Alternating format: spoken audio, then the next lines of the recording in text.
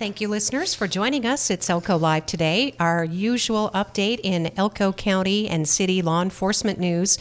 And the timing today is just really wild, considering the last 18 hours or so that both city police and the Elko County Sheriff's Office have had. I don't think just in the time that I've been doing this in Elko, a few decades, gentlemen, I've ever seen so much very serious crime and the way it's intersected for both our city police and Elko County law enforcement, and the fact that we have reinforcements here who are helping us from Washoe County, Reno, and Sparks. So with that, our city police chief, Ty Trouten, is in studio alongside our sheriff, Aitor Narvaiza. Chief Trouten, will forgive you in advance. You may be dragging a little bit today. It's been a very long day. So, yes, started yesterday, I think about 5, and hasn't stopped yet. The sheriff and I have talked many a times about, the cooperation between our agencies and working together, because in this community, the city-county boundaries really don't define anything other than just that. They're just lines. When it comes to crime and the folks committing those crimes, the lines mean nothing. It's pretty abnormal for us to have, crimes like residential robberies and, such things as that.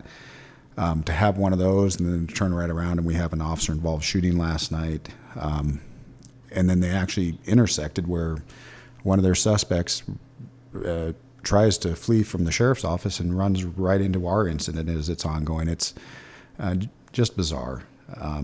And then coupled right on the heels of that, then we have shots fired in town where we have at least one round that came down in a house on the south side, came in through the roof and the ceiling and into the house. I hope that's not a trend to be followed, but at the same time, I think we've seen with the bail reform, with the minimizing of penalties for crimes and so forth, that it does seem like our crimes are creeping up in some areas, and maybe not the total number of crimes across the board, but certain types of crimes are increasing, and they're very serious crimes. Right. People are certainly emboldened. We can talk more about that, too. So, Sheriff, obviously, you were working on the similar schedule to that of our police chief, right, Aitor? Yeah, our call came in about 4:30. Certain individuals broke into, they went to a guy's home, and they knew him, and they ended up taking a bunch of firearms. They were driving a pickup, and we got a description, and our deputy spotted it right away. And we ended up in a little pursuit. And then we ended up up by Elko Mountain, where the vehicle became stuck and everybody fled on foot. We apprehended one female right on the spot, and then the other male, Mr. Quigley, was apprehended a short time later at a residence there on Powder House Road that he went into garage. The homeowner called, and the SWAT team was out there, so they were able to get up there and take him into custody while we were rolling from the Spring Creek side. So Sheriff, we're starting with Sheriff Narvaiza's the county incident, because it was at 4:30. This other one at about 5, and so we'll get to the intersection in there with our city police chief. Was this a home invasion type or a robbery? At gunpoint, or? It was a robbery. They knew the individuals. There were some certain things that were demanded, and instead of him giving those stuff, they took the firearms, and that's where we started.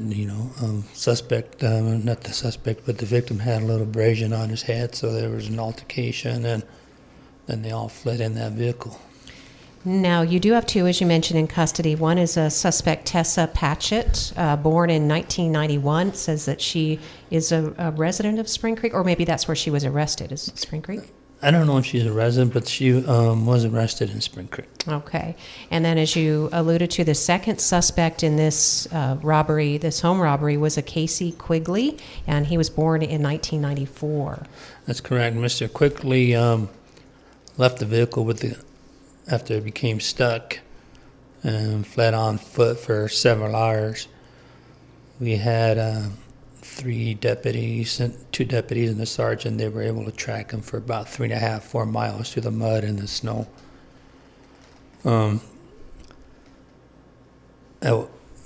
So as we were tracking him, the Elko Police Department and the SWAT team were running a different incident just down from where we were.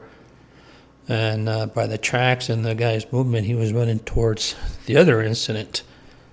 So we played it safe and we backed off. We pulled our guys out because we were looking for 4 individuals and they were dealing with there, and we didn't want to come over a hill with firearms and get in a whole different situation. So we backed off for safety purposes.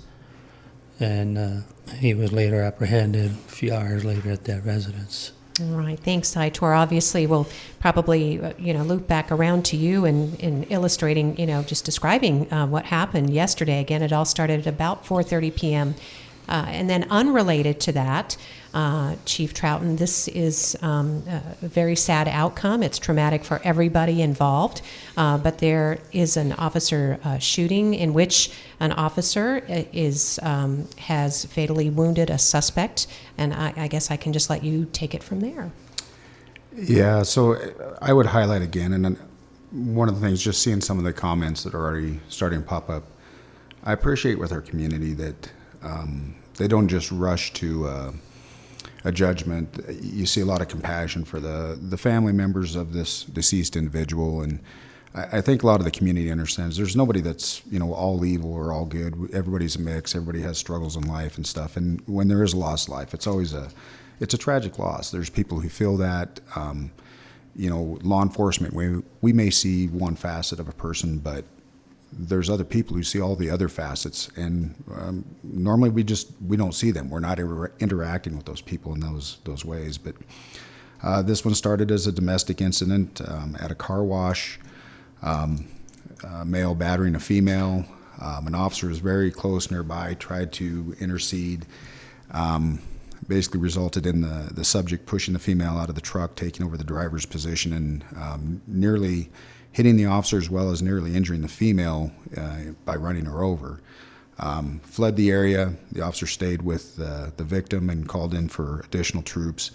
Short time later, locate the subject up very close to that Powder House Road near the water tank up there. Subject was trying to get through that area and get away, became stuck in the truck, tried repeatedly for several hours trying to, get himself unstuck and get, spun out of the area. But several hours spent trying to talk him into surrendering to just come out, and was not successful. The subject in a couple different instances had pointed the firearm at officers.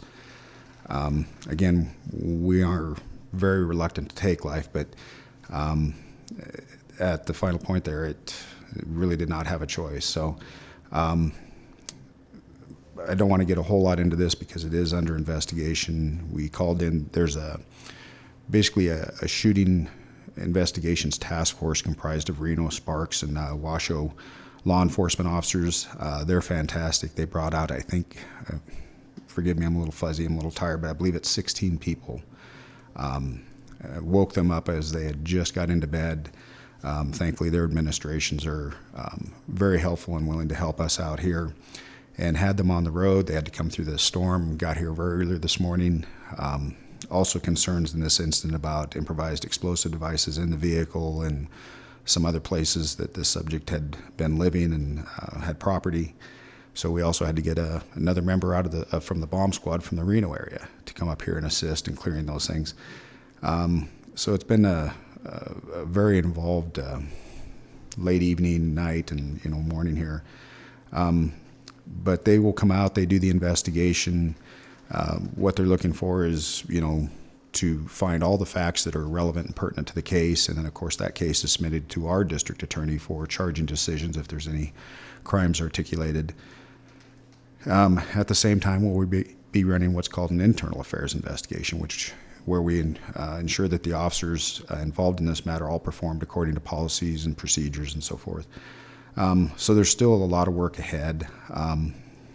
Again, these both the victim, suspect, people we know, and I think a lot of people in the community know this, but it's not like when you're law enforcement and dealing with folks who are committing crimes, it's not always us versus them. A lot of times we have relationships. We've tried to work with these people over the years. We've developed rapport with them, trying to encourage them to, do good things, oftentimes get away from drugs and get help. So it's sad on that front, too, that this is the culmination of it. So we're talking to our police chief, Ty Trouten, about this incident, again, that started to unfold at about 5 o'clock last night. And what you described, and again, if we're not filling in a lot of blanks, listeners, you have to respect that this is a very fresh investigation and it's ongoing, and obviously the most important details will come out. But there is no threat to the community right now. No officers were injured in this. There was an apparent female domestic violence victim, and that's really important in this conversation. The person that is the, I guess you would say, suspect and victim, but has been identified as James Ryan. And I think you've alluded to him being known to police. What can we say about James Ryan, Chief? Well, again, and one of the officers that was involved in the overall incident last night, just dismayed, had just seen Mr. Ryan just a few days ago and had a really good conversation with him, and seemed like there were some very positive things going on in his life, even with the female victim. Have known her for a number of years and stuff, and she's had some very difficult and rough times in her life, for her and for her children. And things were not bad. Things were actually pretty good in some fronts, but again, the worst part is, I think, the drug influence. We've talked numerous times before that drugs, and the sheriff can probably chime in here with respect to his incident, that these drugs really alter people and change what they're willing to do in furtherance of that addiction. And that seems to be a huge driving factor in so many of our crimes. Sheriff, do you or does your department have any history with James Ryan, or do you agree with what the chief was saying about drugs maybe being involved in this robbery at this home yesterday? I've known James for some times, and I got to know him. He's been incarcerated in our facility, and I can tell you, when he was sober and clean, he's a hell of a guy. He was just a working fool as a trustee, as an inmate. Just always working, very smart, very professional, very polite. But when those individuals get out of custody, then they go back to their normal status. And I just know him as an inmate, and I could say as an inmate, he did a very good job. He was always working hard, and we had conversations about his kids and wife and that kind of stuff. And he always told me he needed to get cleaned up so he can stay with the kids. And so we had some pretty good conversations, and it's very unfortunate that this incident took place. Nobody wants to take a life, but we should make that clear, Chief, and that's why the investigators are here. There's a review board. I think that's what it's commonly called. But the allegation is that Ryan pointed a rifle at responding officers and the Elko Combined SWAT team and the Elko Combined Crisis Negotiation team. There were several people on scene for this. Yeah, so the crisis negotiators were on scene. However, they're generally not up on the front line of the scene, but certainly true for the SWAT team members and some of the initial responding officers. And the sheriff hit on it that, cops don't go out looking to take a life. It is a traumatic experience. It will have lasting effects for multiple people, not just the officers directly involved in the shooting. And again, it's a waste. The sheriff shared, very valid points about this individual, things we've seen. I think we were just talking about, wasn't it National Night Out, or was it Cops and Burgers? Night Out at the shop, Cops and Burgers. Yeah. He was at those events? Yeah. And he has their children and a wife. Yeah. Yes. So it's, like I said, it's tragic, and it's certainly not like it's portrayed often, I think, in I would say, like the Hollywood type media and stuff, where it's just, you take a life and go on about your business. It doesn't work that way. It is difficult. Thankfully, we do not have a lot of incidents like that here in this community, but even one is far too many. Well, and I think, Chief, it's important to acknowledge not only, what the departments go through, the families are going through right now, but as a community, sometimes when we're aware of this, we can work to help change this in the future. I'm thinking of the incident in which a veteran was killed up there on Juniper Street, Chief, and that resulted in some changes in this community in the way people respond to and support veterans and look at over-serving in bars and look at mental health as a whole. And I really think that's a key point. I mean, obviously, it's horrible. That's a high price tag to, I guess, spur such change. But it has resulted, I think that was 2014, so nearly a decade ago. We've seen a lot of new resources come into our community with respect to mental illness and the treatment of those things.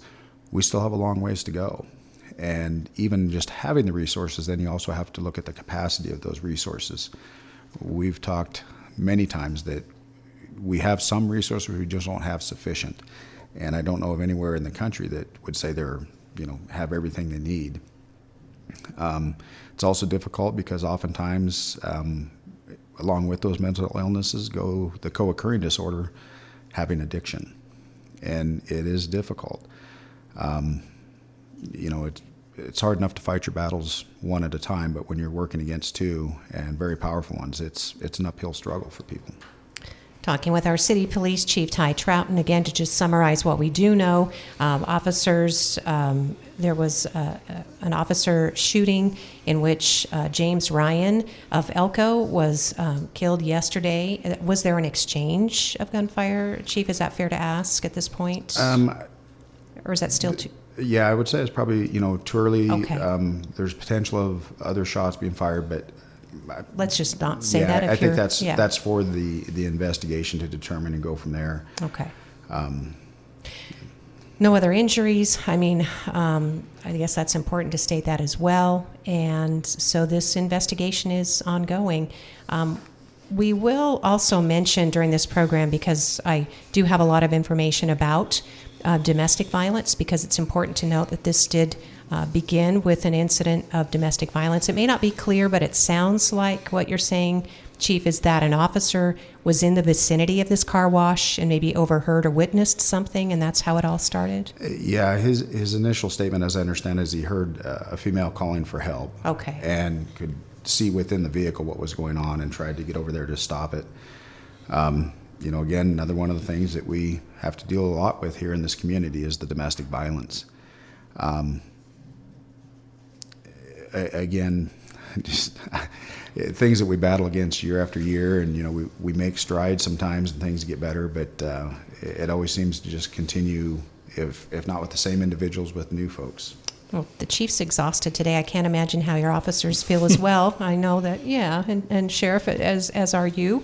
And I'll spend some time toward the end of the program. We want to mention again that there are resources available 24 hours for people who are battered or abused emotionally and physically. We understand that this is a cycle, and at some point people need to recognize it, report it, and prevent it. And that's the goal of the Committee Against Domestic Violence. We'll give you a little break, Chief, and I'll go back to the Sheriff now. And Sheriff, just some things that I think we were thinking of when we were listening to. Did you say that you were still looking for some suspects, or is that something you can talk about? No, we know there was 4 individuals. We didn't manage to get 2, and so I believe we're aware of, they still have to look the other 2. So they're still working on that. They're working on the warrants for the vehicles. So yesterday was just a long night for everybody. It was just a very long night. And again, please respect that. I know the questions to ask, listeners, but there's also some questions that shouldn't be asked because this investigation is ongoing, and we don't want to jeopardize either finding people, recovering property, or, certainly just in the investigation, you will let us know if you think that the people that may be at large are a danger to the Yeah, community. well, once we put it all together, we'll put it out. Okay, but obviously Yeah. if you thought they were a danger, you would have let the community know, Yes. I guess is the question I should have Yes. asked. Okay, so that is not the concern right now. And you are trying to get warrants, and that is a very tricky process too, because that involves, that's the justice system. You can't just go in and start searching people's property. No, you got to get the warrants for the vehicle. We'll see if those firearms are in the vehicle, and then you got to get warrants for the residents, and it has to be looked over by a judge, and so it's just it's the process, like you said. Getting all the information to the judge so he or she can sign off on it is a plus, and the faster we do that, the faster we can get going on anything else. So at this point, do you feel like things are as secure as they can be? Yes. Okay. Yeah. All right. I really do. I don't think the sheriff would come on the program if he didn't feel that way. He has investigators who are working really hard on this, who want to safeguard as much information as they can, because the district attorney also needs information to prosecute this Correct. case. So, all right. Anything else about either that incident or that I didn't ask about, Sheriff, that you want to make sure people understand? You did get those two folks in custody, Yeah. and they are facing several felonies. I'd like to, on a personal matter, the operators that were working last night on that scene, the PD, the SO, fishing game, everybody involved, the SWAT team. Just a huge thanks to them. They were out there and they're soaking wet. They were being snowed on. They showed back up to the IC just covered in mud, but they did what they're supposed to do. Our guys tracked them for 4 miles through the mud and snow. The SWAT team had a whole different incident. They're out there in the fields. They're very highly trained. They know what they're doing. They got good team captains, and unfortunately, it was just a bad day for everybody. Thank you, Aitor. Elko County Sheriff Aitor Narvaiza, alongside our city police chief, Tyler Trouten. Again, it's been a very traumatizing last 18 hours or so, and these are incidents that are still unfolding. So just the timing happened that these gentlemen would normally appear on this radio show at this time, and they have graciously agreed that they would continue their appointment, and they are talking about these incidents to the extent that they're able to do so. So we hope the community can respect that, and obviously we will be here to support our law enforcement as well. Aitor, while I'm still giving the chief a little break here, and Doug Fisher spoke to the Elko County Health Board last week, and he gave the statistics of the deaths in Elko County, including overdoses, of which I believe we have 11 in the most recent year. And he also talked about suicides, which I think are at 19. Are those? Yeah, our suicides from 2022 were at 14, and we ended up finishing in 23 with 19, so we were up 5 suicides. Our fentanyl deaths from 22, I believe, were 13, and in 23 there were 10. So that's a large number. We'll take those numbers every day. I mean, unfortunately, the numbers show that they're coming down. And I believe that's from the task force working hard and trying to seize all those fentanyl deaths and the pills and everything else that's going on. We responded, I want to say like 175 calls that dealt with suicidal people last year. And we were able to get a lot of people help, and those numbers with those tablets and the numbers. So that number came down. So just believe that the deputies in the city, everybody else is working hard trying to get those numbers down. Our domestic violence were down, I want to say like 77 calls. I don't have those numbers with me, 77, 75. And they were down from the previous year. And Chief and I will take those numbers all day long, and we'd like to believe they're doing that. What do you call it, Chief? The study, The lethality critical, assessment? yeah, Yes. the danger assessment. with the PD and the SO and everybody else involved. So I believe with the danger assessments, those calls could be coming down.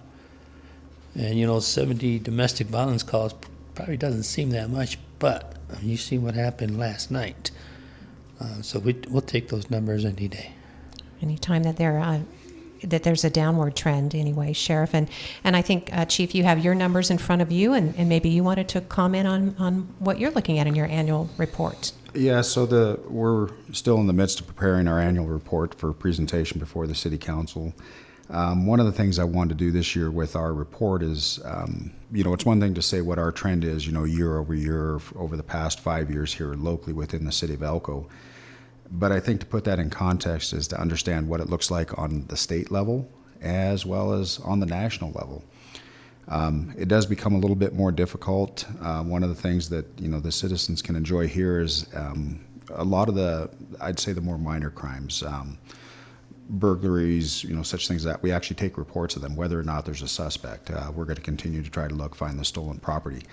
In some of the more urban areas, that doesn't occur unless there's a known suspect or even crimes such as graffiti, vandalism type things. They don't get reported. So it's a little bit difficult to compare an area like Elko with the state overall sometimes because down in Las Vegas they're probably not reporting on those crimes. They're not actually generating reports on them. But Nevada's done pretty well overall in some areas. From 22 to 23, violent crimes are showing a downward trend. Same with property crimes. For us here in this area within the city of Elko, compared to the state, we're showing those same trends and even a greater, gain in dropping those types of crimes. One of the things that concerns us, and the sheriff's talked about, is the overdose continue to climb, and particularly because of fentanyl. But I think overall for the state, I think they were up 13% over the year before. And that number represents 1,300 deaths. That is a lot of people dying because of fentanyl. As a state, DV crimes do tend to be kind of trending down slightly from the high in 2021. Some of the things we're starting to see more of, though, in the fraud type crimes, the ID theft and scam calls and so forth. And again, those are often very difficult to deal with because the perpetrators aren't even in the state or sometimes even in the country. And then, of course, we've even had some taste of the other big rising, threat for Nevada, which is the swatting type calls. False reporting of crimes, something like an active shooter at a location or bomb threats and such. So, when you make a gain in one area, it seems like they find some other area to start hitting us with. So it's always changing and always difficult, but we've had a very good year. I think we've talked before about the crime suppression unit that we have out, and they've done some great work on the property crime side. It's very satisfying to see us recovering a lot of property. I think this last week we had I want to say it was Thursday or Friday, stolen trailers, stolen skid steer. Recover the trailers found out in the Osino area. We find the skid steer along with another skid steer actually over in East Wendover. So it's nice to get these high dollar items back to the owners and find people, hold them accountable. But there's a lot of crime that goes on that way. Again, I feel sometimes like I'm nagging the public, but protect your property, lock it up, secure it. Just be careful because there's a lot of people out there looking to take it. All right, Chief, thank you for the update. And I know in a future program we're going to spend some more time on that annual report because you put a lot of work into that. And I know you're looking forward to presenting to the city, especially when you can show the success of your crime suppression unit. I did want to mention too, Sheriff, that when Doug Fisher gave his report to the health board, he talked about the height of suicide that was post-pandemic when we had 26 suicides in 1 year. Correct. Yeah, so Correct. Those are things that we all take seriously, and there are so many families and countless people that we will never know who were impacted by those deaths. You go back to the suicides, and we already had 2 this month. And here we are in January, we've already had 2, and I believe our deputies have responded to about, I want to say 17 natural deaths. So they've just been very, very busy. And I think we've sent 3 or 4 to autopsy already this year. So I hope those numbers really stay down, but suicides 2 for the year already. So we have coroners are within your department, Sheriff. I just wanted to mention that briefly, that you have people who are deputized as coroners? Oh, all deputies are coroners, okay? But you have, you got your basic coroners that do the unattended death, like maybe an elderly female, male that are cause of death, which is natural, so they can go out and do those reports. Then you have higher coroners that can come out, go out to a shooting, walk the crime scene with detectives and do all that, you know, because we have to work hand in hand with the agency. So, and all those coroner calls have to go through the sheriff's office. So we're in the county being the sheriff and the head coroner, we have to take care of all those deceased people.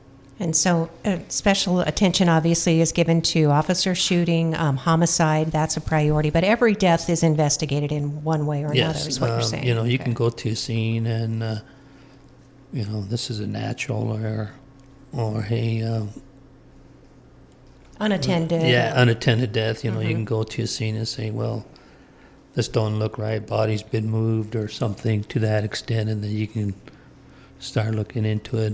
This could be maybe a homicide or something different, or, you know, maybe this individual shot himself over here, but he ended up crawling over here, and so you just got to put it all together. So we do send a lot of our training to coroners, because that's what they have to do. And Okay, Sheriff, well, thanks for explaining that, because again, you know, the number of deaths, whether overdose, suicide, you know, unattended, a natural death, all of those come to the attention of, I believe, the county sheriff. And I'm not sure if the sheriff investigates deaths in the city or your officers are handled. Okay, So yeah, the sheriff's office or the sheriff's department does have responsibilities on the coroner side for deaths within the city as well. So our detectives will be out processing the scene and so forth. They will come out and take care of the body. All right. Well, we do want to end the program just with this mention, because I said that, you know, we would acknowledge Committee Against Domestic Violence. There's a Harbor House shelter. Both the Elko County Sheriff's Office and the City Police Department have members on the board of directors, and they're among the, you know, extremely important collaborators in this effort. CADV has a 24-hour crisis line. The goal is to prevent and eliminate stalking, domestic violence, family violence, sexual abuse, and elder abuse, not just in Elko, but in White Pine and Eureka counties as well. So there is a 24-hour crisis line, 775-738-9454. You can receive shelter through the Harbor House shelter, but that's not where the support stops. You get ongoing support, because I think both the chief and sheriff have talked about it, if not today, but certainly this is a cycle, and sometimes it can take years for someone to realize that they have to get out of this cycle because their children are being exposed to it and may perpetuate this in the future. So there is help. yeah, there's a lot of help. People just have to be willing to take a step forward and get it. 775-738-9454 for CADV. All right. You guys going to go get some rest now? Not yet. Not yet. Today's not We yet got done. a lot to do still. All right. Thank you so much. Our City Police Chief, Ty Trouten, and our Sheriff, Aitor Narvaiza, and I know it's been a rough time, gentlemen, and I'm so sorry. And yeah, we support you, and we are also at the same time as a community. We are very sad for the family of the person who died last night. So thank you. Thank you. Thank you, listeners, for joining us for Elko Live today here on KELK. We appreciate you. Thanks, Laurie. Thank you. Thanks, Lori.